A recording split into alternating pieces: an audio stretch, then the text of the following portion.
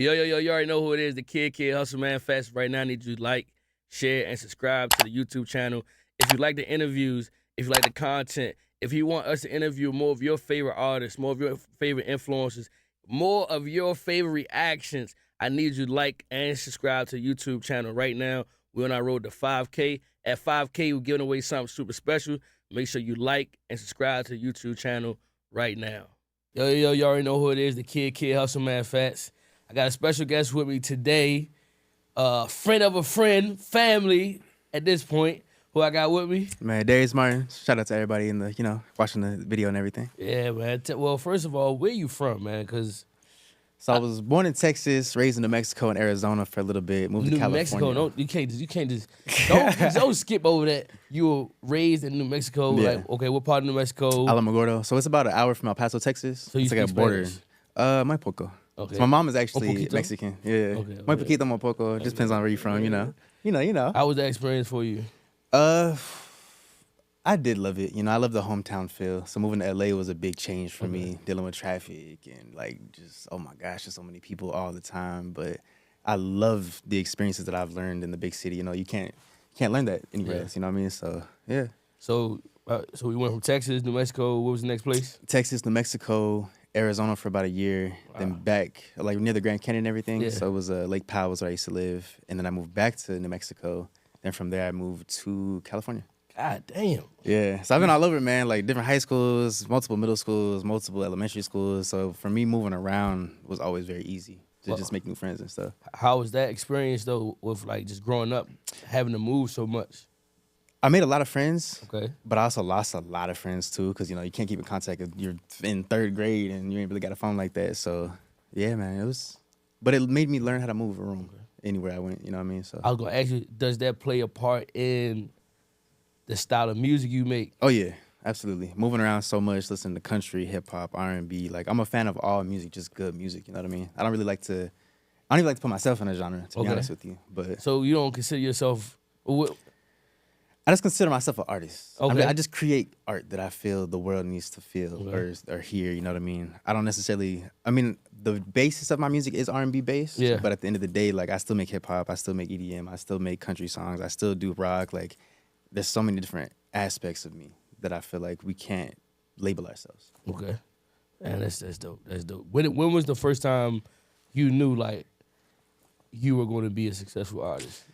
Hey, this interview is sponsored by Culture Check. Culture Check is the best game out right now. It's for you and your spouse. It's for you and your friends. If you're having a game night, it's the perfect game for you. It's Culture Check. Bringing that barbershop, bringing that cookout talk to a card game. It's super fun. You can have your friends versus you. You can have your spouse versus you. You can bring the drinks, the alcohol, whatever you want to bring into it. Just to have extra fun on top of it.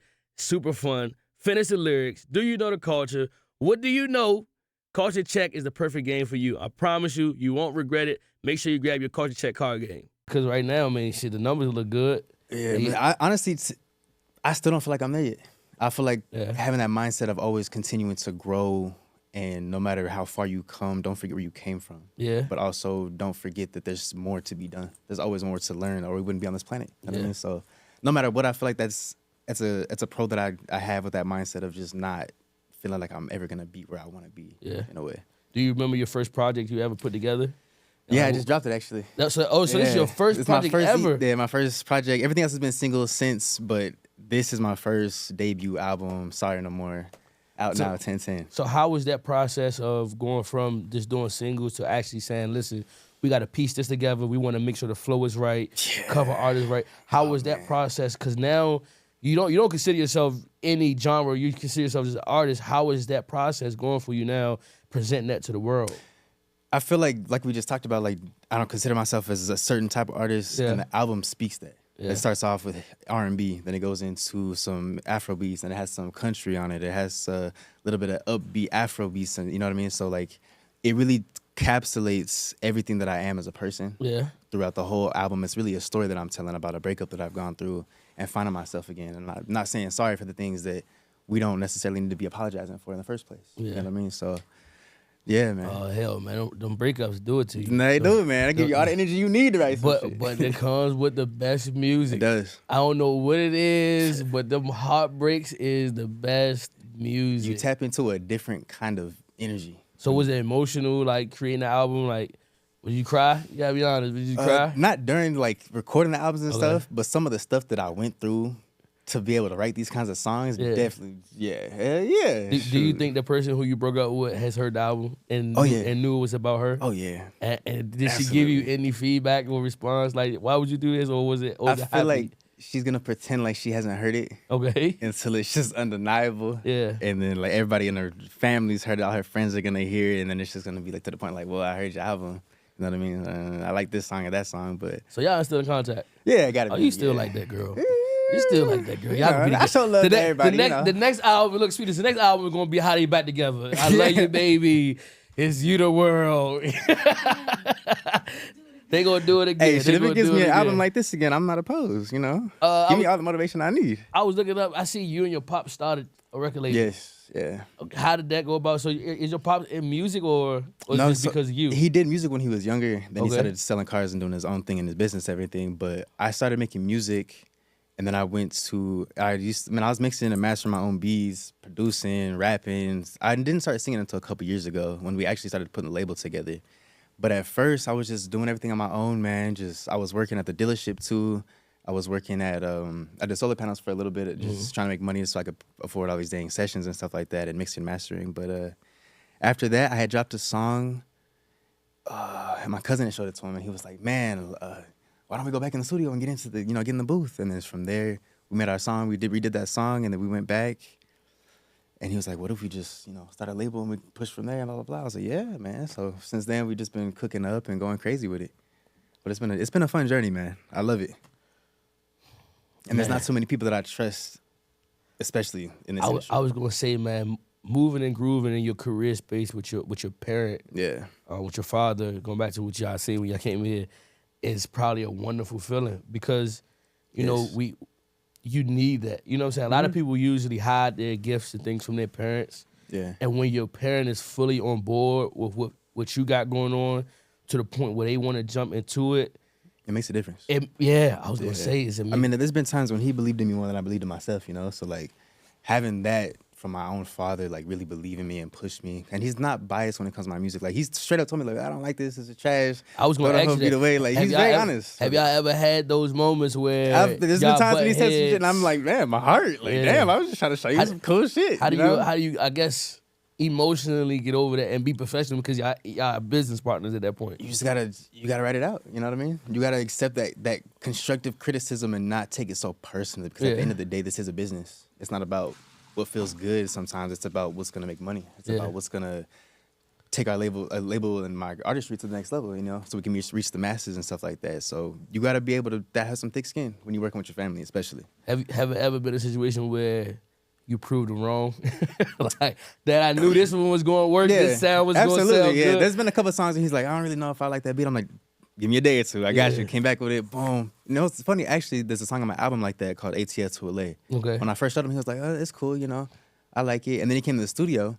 And this is the funny part because he actually helps me like produce some of the songs sometimes. So he comes in the studio. He's like, "I like it. Move the second part here. Boom, boom, boom. Add the bridge. Blah, blah, blah. Boom." We play the song back. He's like, "Oh, okay, I do like this song. This is perfect." And then we ended up dropping it. So it's like, you just never know what other people's ideas are going to bring to the table. And that's why I love working with my father, because at the end of the day, I feel like he really does have my best interest at heart, no matter what. Like, no matter the money, no matter what happens, like, he's always going to have my back, and he's always proven that to me. Is it tough looking at your music because, you produce your own songs? Is it tough, like, going through that process because you want it to sound a certain way and it's frustrating because you can't get it to sound the way that you really want it to sound because you're a stickler, because you really know what you want it to sound like? How do you get over that, like, as an artist? Because, once you engineer, like, you just view... Oh, you viewed it differently. You view everything different. Like, I've seen that within some of the mega stars, like Kanye. He just views music differently. Pharrell, you never look at music the same after that. Like, I don't know if you know, Pharrell looks at music like through colors. Yeah, you know what I'm saying? So, like, is that hard for you? No, that's actually the easy part. The harder part for me was learning how to sing. Producing, like, came natural. I learned how to make beats on my own before I went to school for this. So I learned how to mix, master, like, all this stuff. And then I took music theory. And I was like, oh, that's why this sounds right. This is why this sounds like that. And I feel like I had an advantage because of that, because I don't have any of the bad habits that you would learn, like of just these are the rules, don't go off the rules. I was doing stuff that wasn't necessarily in the rule books, and it still sounded dope to me. Yeah. So then I just kept going with that. Then went back and learned everything, and from there it's just the hardest part for me was learning how to sing because I was so shy in front of people. Yeah. I didn't want to get on stage and sing in front of people at first, but now it's my favorite part of this whole process. So, yeah, man, you just never know. You and your dad has that record label. It has the business side, like all the way kicked in yet, where you understand that this is the music business, like where you had to make decisions that were more so business, more so than the music. Absolutely. How does that like affect you when being an artist, knowing you started your own label? It takes me. I always have to come back to the point of that I have to realize that it is a business at the end of the day, and no matter how I feel about certain songs. When you do, when you have a sit down, you have 10 people in the room and you're playing this music for them and they like other songs, sometimes it's harder for me to not want to choose the same songs that I would like on the albums and stuff like that. But I know that these ones are going to sell more because this is more where the world is right now with society and everything like that. But I also like to make music that is timeless, you know what I mean? Like classic. I like to make classical music. I will always listen to Prince. Always listen to Michael Jackson. I was gonna say I got that right here. That those your influences: Michael Jackson, Marvin Gaye, yeah, man, Stevie Wonder. Like, bro, you have a totally old Motown soul. feel. Grandparents were actually were in a singing group together back in the day, so that's how they met. And then they had kids and everything. So music's been in my blood for a long time, and I didn't realize it until I started doing it myself, and then I started doing more research and asking my grandparents and stuff about their experiences that they had. But it's been a beautiful journey, man. Been a good time. When you recording, are you like singing to your phone and then you go in the studio later, or you? Sometimes, and sometimes I go in there. Yeah. So I write sometimes I write stuff before I get to the studio. I'll make the beat and then I'll freestyle on it. It just depends on how I'm feeling that day. Like the process is always different. It's never the same when I make music. What was that feeling like when you first put out that project with 1010, man? Oh, was it side relief? I know it was for you. It was, but it was kind of crazy though. The thing is. So that 1010 was my grandpa's death anniversary. Sorry to hear that. I appreciate you, man. My mom's dog died of cancer that day. Oh, my goodness. Literally. And I dropped the album. So I dropped the album. I'm getting all these text messages. I'm sitting there crying with the dog on the floor. And then I'm like, oh, thank you so much. I appreciate you. Still trying to like connect with everybody on social and everything. So it was definitely a day that I will never forget. Yeah. I'll tell you that. It was a great and a sad day at the same time, but emotions were all over the place. I feel like you gotta get down here more. I think that the sound is something that you from the West Coast, but I love Atlanta. I do. Really? The sound, the producers out here. I love the lifestyle in Atlanta. I do, man. I'm out here. I'm actually out here probably more than I am in LA, to be honest with you. Are there any features that you want to work with, like your dream features? St. John, Chris Brown. What the fuck? St. John is. I wanted to start. That is way off the map. Like. St. John, like it's cold, bro. Okay, can we explain the St. John? Why is that a dream feature? Because that is not what I typically hear. Just the production, the voice that he has. I actually ran into him on a plane coming from Atlanta to LA a few months back, and it's just like I had been listening to music like the day before that. I was listening to one of his songs, then I was sitting on the plane, and I'm looking at him. And I'm like, bro, that's like St. John. And they stood up, and then somebody took a picture with him and was like, yeah, I'm St. John, blah, blah, blah. So, yo, nice to meet you. And I'm like, oh my gosh, that's him. So I'm sitting like, man, this is wild. But at the same time, I've been listening to his music like when he first came out, man. So, and my cousin showed it to me when I was in Mexico one time. But he's just fire, bro. Him, Chris Brown. Good. If I could get my hands on Marvin's, Prince, or Michael Jackson's vocals, obviously that's the ones. But yeah. Any music videos coming out soon? I am actually supposed to shoot one right after this. I got to go do for Creep real quick, get some visualizers for you guys. Okay. Distant video just came out. I got a bunch. Nobody Like You videos coming on the way. I got to go back to LA and shoot that ASAP. So we got some stuff cooking, man. What's the vibe? Can you leak the vibes for the next video shoot? So Nobody Like You, skating rink. That's all I'm saying. Okay. New Atlanta. It's gonna have that vibe for sure. T.I. Yeah. Call me. Little roll bounce. Come on now. I know how to skate, man. I know how to skate. I'll be going backwards and stuff. I ain't gonna lie. That's the only thing I can't do. Really? I can do all the little other shit. I can hey. But when it comes to going backwards, I told my ACL, but I get damn, nervous. For real? Yeah, bro. Oh. Bro, I told my ACL I didn't know I had a torn ACL for maybe 6 or 7 months. Oh, that's different. And then one day my knee popped out of place. My mom just tore her ACL a few months ago. Yeah. And literally had to get the surgery and everything. She's still trying to get her knee right, but man, listen, tell her Get off them oxys. Yeah. Because I got hooked on them oxys. Yeah. Get off them oxys because they will get you. No, that's a fact, Make man. sure that she is extending the leg so she is breaking up that scar tissue. Yeah, she be on physical therapy every day. Man, listen, that's one regret I had, which was Yeah. I should have stayed in physical therapy. I left physical therapy because I needed a job. Yeah. And I went to work, and to this day, I still have Just slight some scar issues. tissue and stuff. Yeah. I went back for a second surgery to get the scar tissue removed, and I think it built up again. So, Man. stay No, I'm gonna tell it for real. Stay on. They do have some massages for that now. Really? The deep tissue massage for ACL and stuff. Acupuncture, acupressure and stuff like I'm that. scared of acupuncture. It is different, man. I've done it before a couple times. It does help though. No, I'm scared of acupuncture shit. I'm not gonna lie. The needle. You have tattoos? Yes. It hurts way less. Way less. I'm like just more scared of like it. 1/10 of the pain. If that. I don't think it's the pain. I'm just. It's just the thought of it. Yeah, it's the thought of having those. My sister's like that. She passes out as soon as the needle goes in her arm. She's out, bro. So now I get it. That's funny. Man, listen, bro. I want to let you know you got some good people around you. I appreciate you. I can't wait to see what's next for you. Keep doing your thing. First of all, you different. Don't change who you are, no matter how much money you get, no matter how famous you get, because you're a star. I appreciate you. Stay yourself, bro. Because this industry will consume you. If you let it. Do what you need to do. Stay with the right people. Keep your head on straight. Stay with Pops. Yeah. Fight Pops sometimes, but don't sometimes let them win.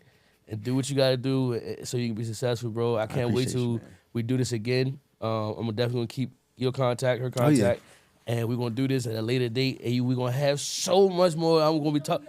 Yeah, say no more. And we're gonna be pushing what you got going on. We have some DJs around so you can play the music for the DJs. We're gonna do that type of stuff too. So just keep doing your thing, bro. I appreciate you. I really just want to give you that advice because I see it a lot when younger artists have this fire when they come in at this level and it just burns out. And it burns out trying to do what they think is acceptable for everybody else when you got here being yourself. Exactly.